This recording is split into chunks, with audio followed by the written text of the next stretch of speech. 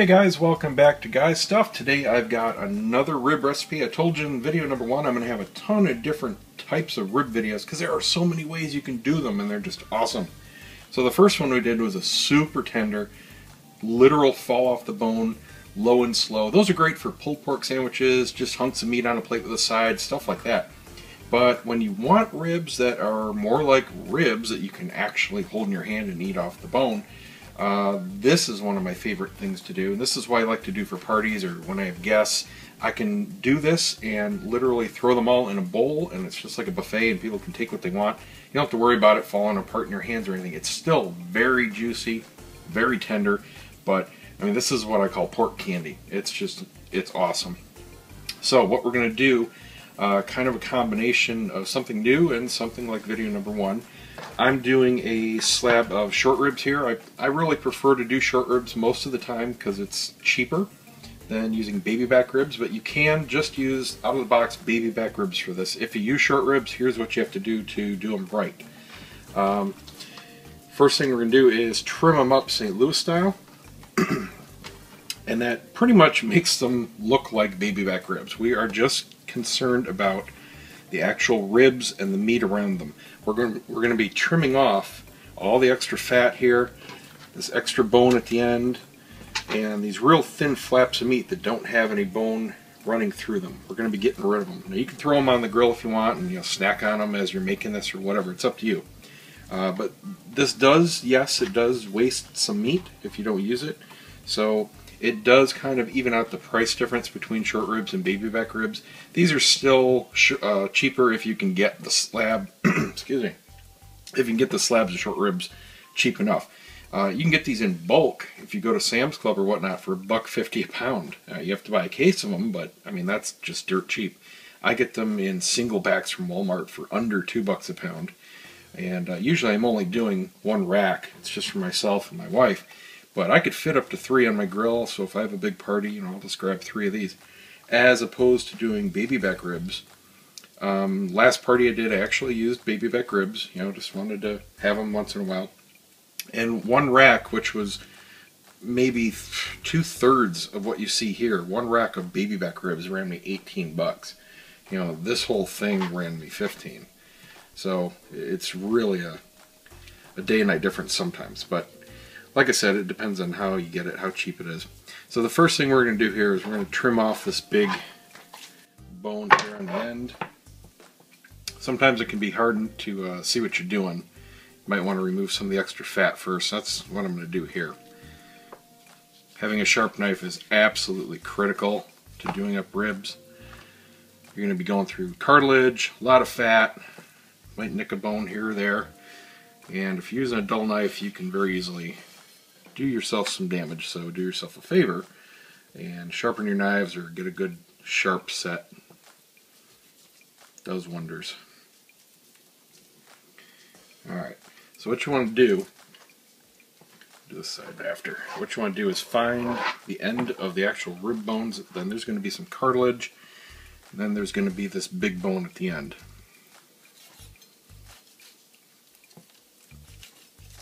What we want to do is cut off through the cartilage. Well, I'll do this flat first. Sometimes you'll see this little ridge, this little flap of meat here running along, and you want to trim that down flush. It's mostly fat. Just get that out of the way first. Just hold it up, trim it down flat. Doesn't have to be perfect. The reason we're doing this, as opposed to just throwing it on, is the shorter your cook time or the higher the heat, the more you have to be concerned with cooking things evenly. These real thick parts here are 3 or 4 times as thick as the ends, these little flaps. So we're only going to be doing this for not even 3 hours. And it doesn't, because we want a normal tenderness on the inside and a little bit of crispness on the outside so it holds together, stays on the bone, so you can actually eat them. So we're not doing them for like 5 hours like we did number one. They're not going to fall off the bone. So if we did this type of cooking with all of these uneven thicknesses of meat, this stuff would be burned, at least dried out. So we're just going to get rid of it so all the actual rib meat cooks evenly. we're just going to basically be squaring all this off. So you just grab it here and you can feel the bone. It curves around like this and gets big. You can see it here. Okay, this is what we're getting rid of. Here's a big bone. And you get cartilage right in here. And then the rib bones. Rib bone ends right here. You can flex it with your fingers. Makes it easier to see. You can see the flex part is the cartilage. Okay, so we're going to be cutting. We're going to start right through here. You don't want to go through bone because that'll really mess up your knives. And I don't get this right every time. I don't do it that often. So you might see me foobar this, but we'll give it a shot.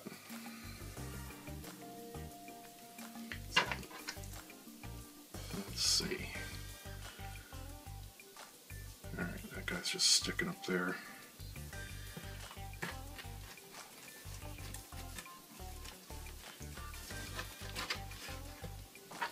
Hey, look at that.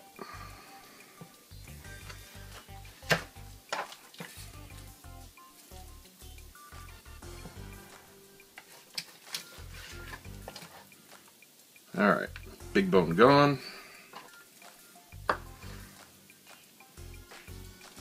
Now we're going to trim this side up. Just want to go to the last actual rib, which is right here. Cut off the extra flap.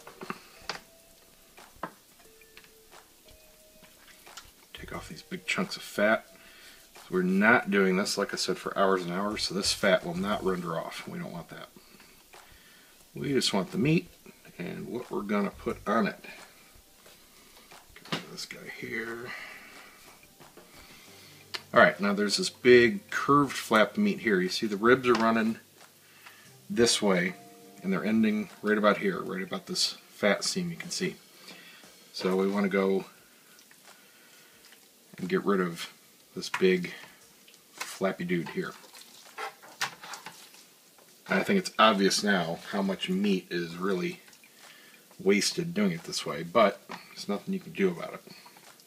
And like I said, you can save this meat and throw it on the grill. And that's exactly what I'm going to do with this sucker here. That'll be a good sandwich while I'm cooking. So we'll do something with this guy in a bit here.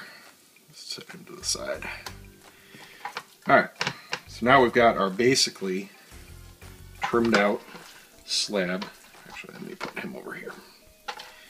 Now we've got our nice, relatively rectangular, normal looking slab of ribs. So we'll be able to cook these, chop them into our individual ribs, and they're going to be great for little finger food.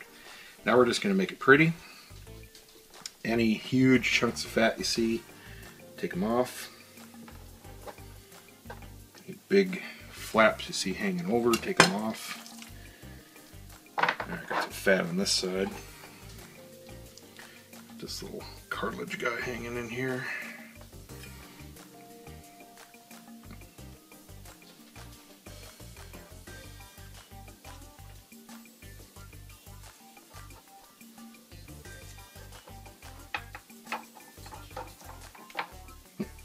Smell ribs, Chloe? Chloe's my helper. She calls herself a taste tester.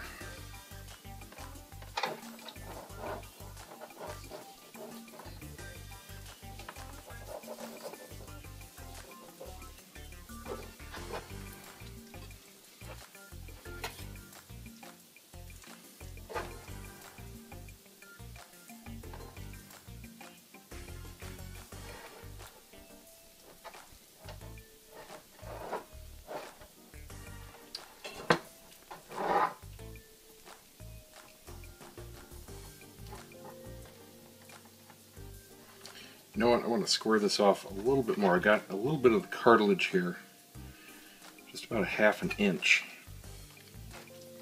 And that's really a pain in the butt to try to eat. So I'm going to take it down a little further.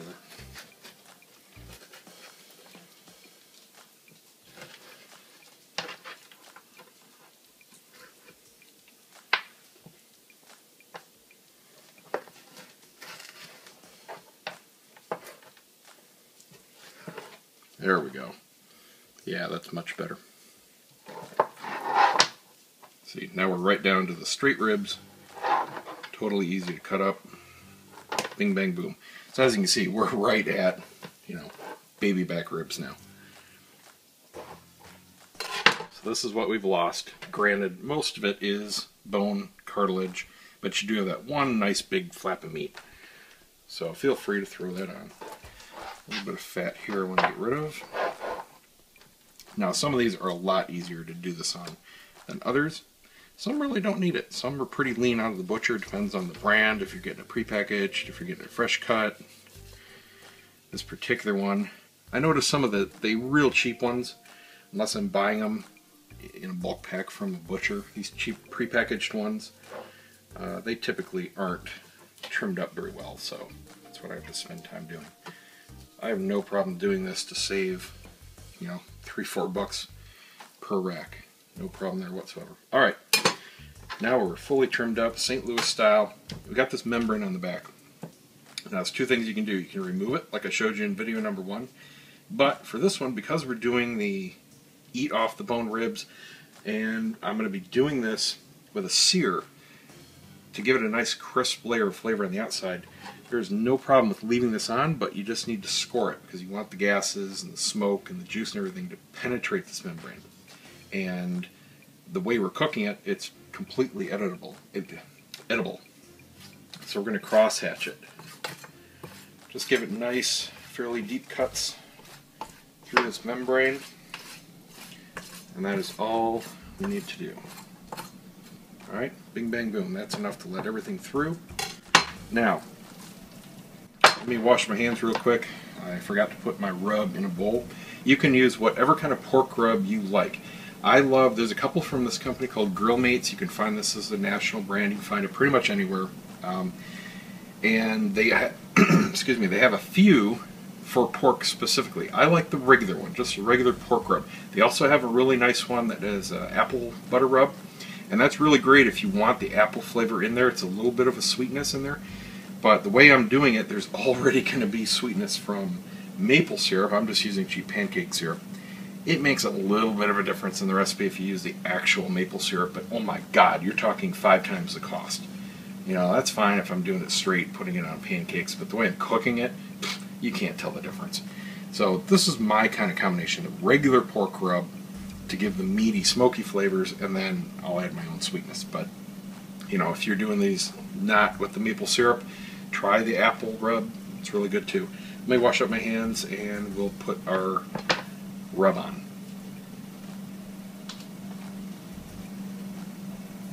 First thing we want to do is put on a little bit of coarse salt. This isn't so much for the ribs, but more for the sauce that we're going to be using. This will help tenderize and bring out the crisp outside layer, but you don't want a real thick coating of salt. Just enough for an easy seasoning layer. So about that, nice light snowfall.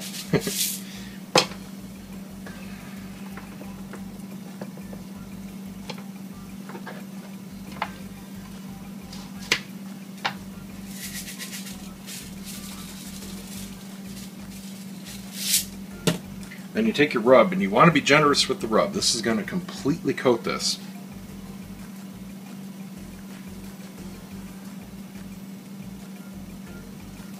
Evenly smooth it on.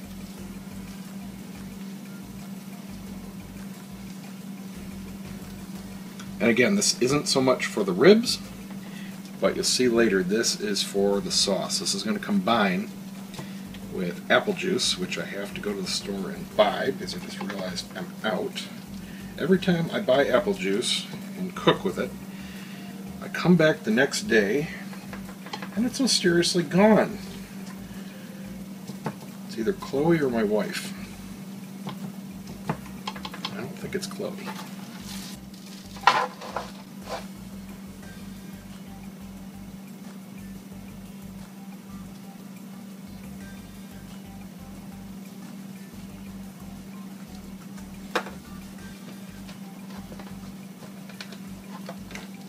All evenly on here.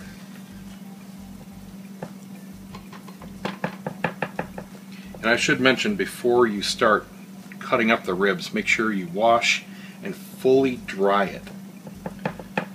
If you don't and you put a rub on, it just turns to mush and it doesn't actually go into the meat. You gotta wash them, especially out of a pre-pack. Get all that nasty blood and stuff off. I think I forgot to show that in video number 1. It's just because I was making the first video and it really wasn't on my mind. Alright, so this is what it turns to if you don't wash your ribs. Ugh. This doesn't do you any good. Not that it tastes bad, but it won't help the meat. So now what we're going to do is wrap this in saran wrap. We're going to stick it in the fridge for a couple hours. We want this rub and the salt to really penetrate the meat. It's going to help tenderize it and it's going to help flavor it. And you need to let it sit. If you stuck it on now, it would not be the same. So,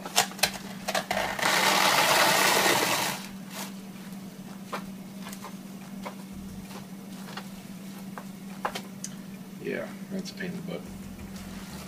I need one of those electric saran wrap machines. That'd be awesome.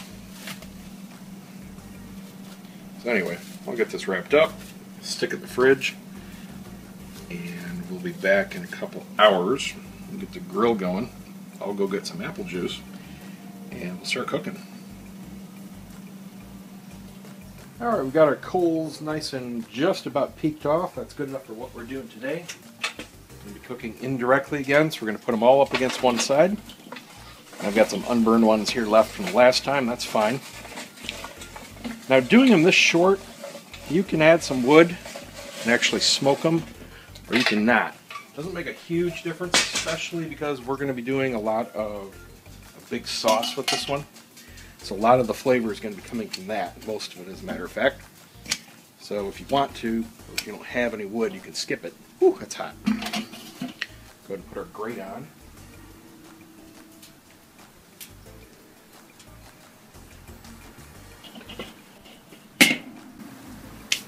That heat up a bit. We're going to be aiming for right around 2 1/4, 250 at the absolute most for this. Let that go for a minute here. Now we're just going to put our ribs on indirect across from the coals, and it's going to be about 2 hours. They're just going to sit there and they're going to do most of the cooking that way. Then we're going to start our sauce and finish them up and bring all the sauce together. I'll show you that in a bit. For now, let's get the ribs on.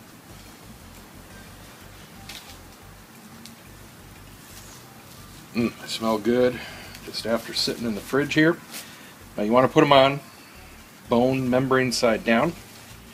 That's why you always want to put the ribs on, so the meat doesn't get obliterated. Just fit them on there nicely, as far away from the fire as possible. Alright, so we're going to cover this up. Again, aim for 2 1/4. I know how to set my grill exactly right for 2 1/4. If you don't, get yourself a thermometer. Again, I really like this unit here. I got it off of Amazon for, I don't know, 10 bucks or so. It's a Kingsford brand, specifically for barbecue. This whole downside here is the probe. So you literally just set it on your grill and it measures the heat that's actually at your meat. So it'll give you a very accurate range there. Awesome for smoking, because it's very accurate in the lower registers, 175, 200, 2 1/4, 250. Really quick to react, great unit to have. But just know your equipment. Really doesn't matter what your exact configuration is. I have my vents on this kettle all the way open, and the top vent's about 1/3 open. I know with a full chimney like this, it's going to give me 2 1/4 for at least 4 hours with pretty much no maintenance. Alright, so that's it. My fingers are really dirty. Anyway, let's put the lid on. Vents over the meat, of course. Let her go. Be back in 2 hours, check it out, and start the next step. So here we are 2 hours in, and what we're going to do is finish the cooking of the ribs in the foil. Now, this is going to make it juicy and more tender, but it's not going to make them so tender that the bones fall right out like we did in video number 1. So all we're going to do is transfer it here. We've got a nice big sheet of foil on the cutting board. So I'm going to put that right in the middle. Careful that you don't poke any holes in your foil. That's real important. You need to preserve all the juices here. And the juices in this recipe are also going to start to make the base for our really delicious sweet sauce. So we're going to fold this up.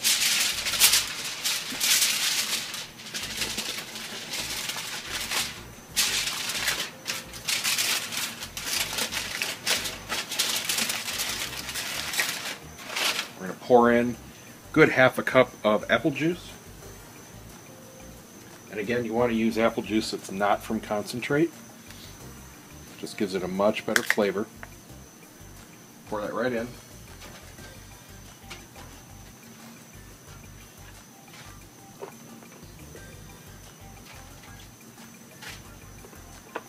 You don't want to go much more than a half a cup because you don't want it sitting in there boiling. You want it to sort of steam itself. Then seal it up real good. You want it nice and tight so the steam doesn't escape. Just give it a roll and pinch it together.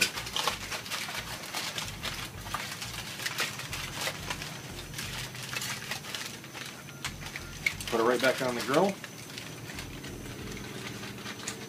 And we're going to let this go for about another 45 minutes, no longer than that. That'll give it the real great consistency where we can chop it up and eat it right off the bone. Then as soon as that's ready, we're going to use that juice and we're going to make our sauce. And we'll see it all come together. There's a quick searing we're going to do at the end to really give it a crisp layer of flavor. Get those seasonings going, but a lot of it's going to come off in the juice. You'll see it's going to be great.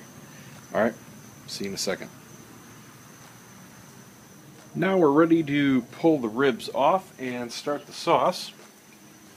Had them on for a good 45 minutes here in the foil. What we're going to do, you need a small little pot or pan. Put that right over the fire. Make sure your handle's off. We're going to pick it up in a little bit. And first we're going to take the ribs off. Let me move this chair. I need to get a little bit of room here. You want to be careful because we are going to pour all of the juice and the spices that are going to run off into the pan here. This is going to be the base for our sauce. So just kind of carefully open it up. Oh yeah, it smells good. Got the rendered fat mixing in there. Real nice base of a sauce. So, just carefully pick it up, pour it in. It's not that hot, so you should be able to just grab the foil carefully. Just watch the steam. There we go. Pour it in here.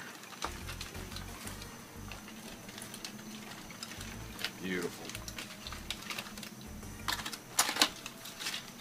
Ooh, hot steam.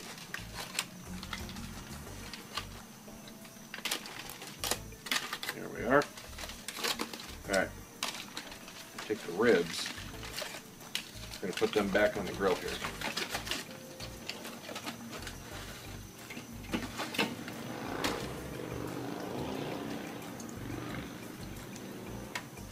Beautiful. Toss the foil. We're going to add another half a cup of apple juice.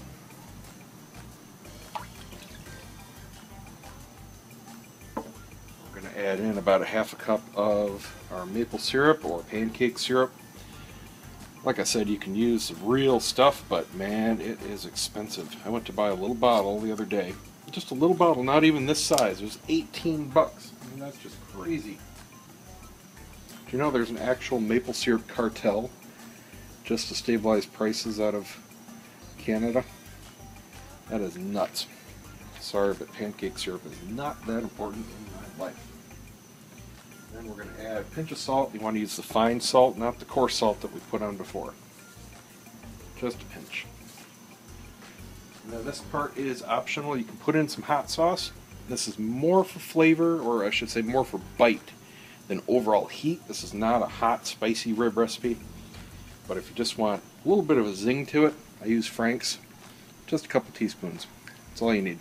You can use Tabasco or whatever your favorite hot sauce is. Just don't overdo it. There is such a thing as too much flavor. This already has a ton of flavors going in it. You got the meat, you you got the rub and the spices, and we're going to do a sear at the end of this. You got the apple juice, you got the tenderness, you got the sweetness, that's a big part of this.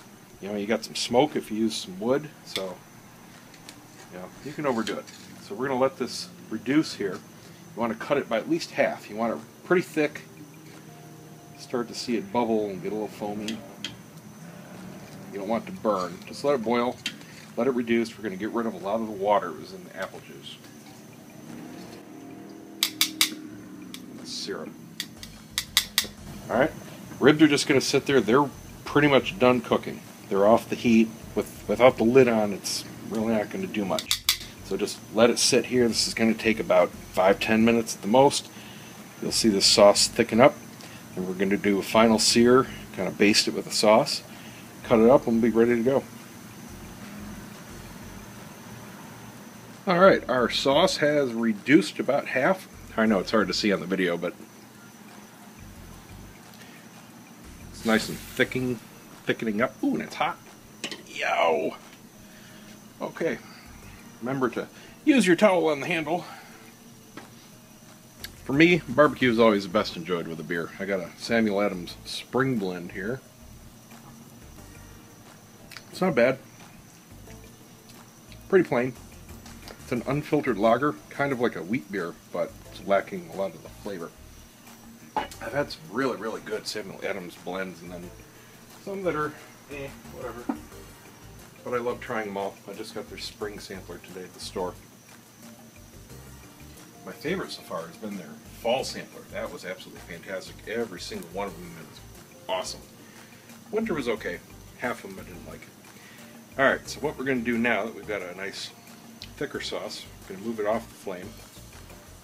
We're going to swap the meat in the sauce. The sauce is just going to sit here while we do a quick sear on the meat. So just pick up your sauce. It's kind of awkward here because I got this stuff for the video. Alright. We're going to lightly coat the meat with a little bit of the sauce, just to wet it while we sear it. Ooh, it smells sweet. You can do this with a brush, spoon, it really doesn't matter. Get some sauce on it.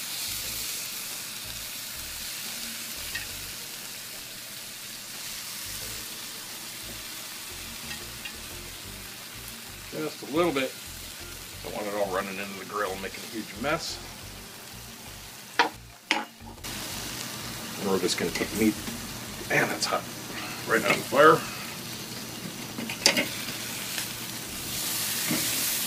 Get some sauce on the other side. We're just going to let this sit. Sear each side for, oh, good 2 minutes on each side. And that'll do her.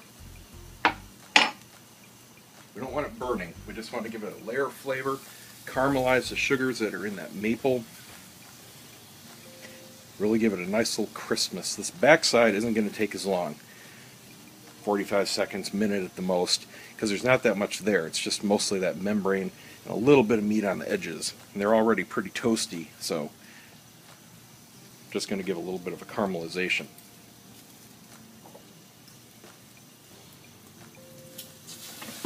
Smells good.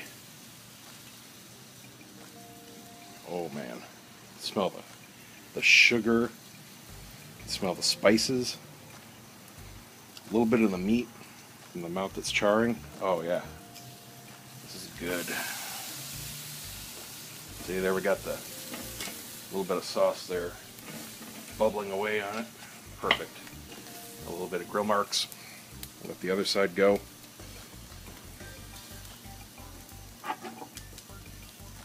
And of course, make sure you wash your cutting board if you're using the same one as you did to prep it. You never want to get raw pork anywhere near your final food. Alright, there we go. As you can see, I picked that up and it didn't completely fall apart, so it's not like video number 1, but I assure you, once you see this cut up, you'll agree it's just as juicy and delicious inside. So now we're going to take everything inside and plate it up. Now to cut these up, it's really easy. What I have to do is flip it over because it's easier to see where the bones lay. Grab a knife.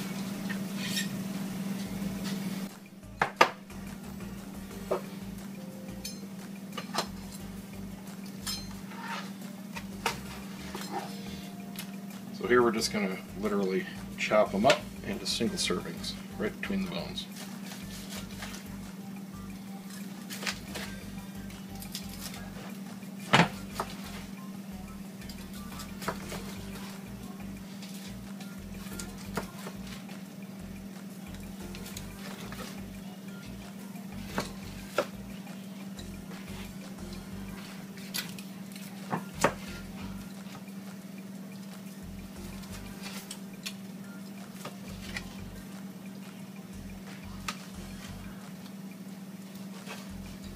Bing, bada boom. You can see they're absolutely juicy and delicious and hot. See the juice squishing out?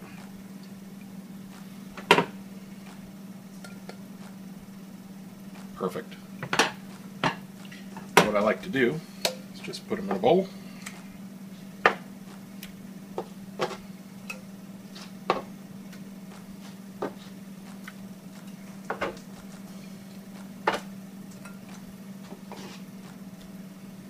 Take our sauce, pour it right on top.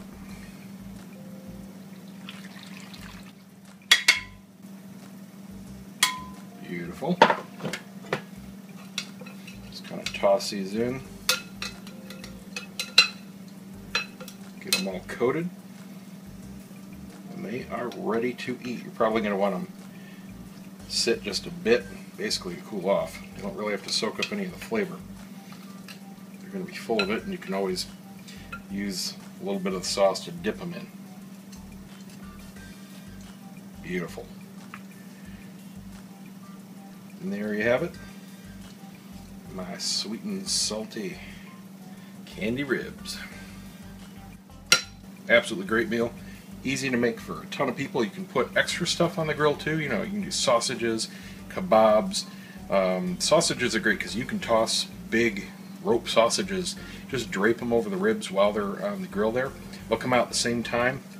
Maybe put them on an hour less depending on how small they are, and you can make a huge meal and give people a choice. You know, they can grab ribs and grab sausages. This sauce is awesome on pork sausage also. So there you go. That's it. Thanks for watching, guys. Stuff. We'll see you next time. Enjoy.